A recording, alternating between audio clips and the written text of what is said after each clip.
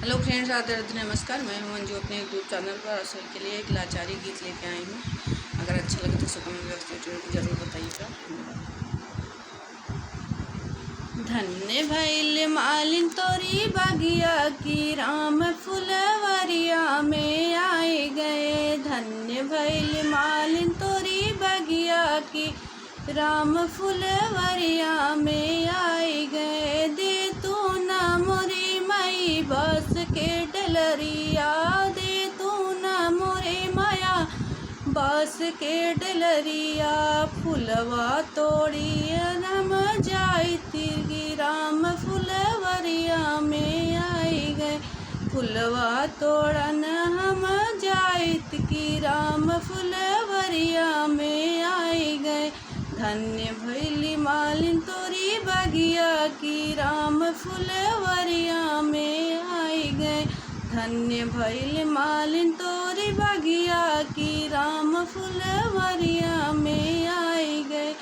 दे तू न मोरी माया सुइया यौ धगवा, दे तू न मोरी माया सुइया यौ धगवा।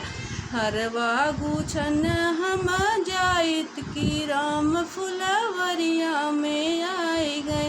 हरवा गुछन हम जाइत की, राम फुलवरिया में आई गए। धन्य भइल मालिन तोरी बगिया की, राम फुलवरिया में आई गए।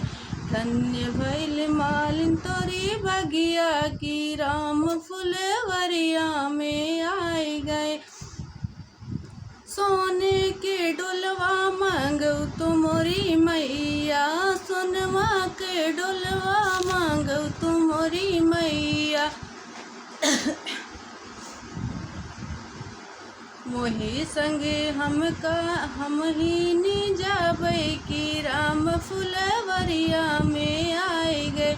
उन्हीं संगे हम ही नी जाबै की, राम फुलवरिया में आई गए।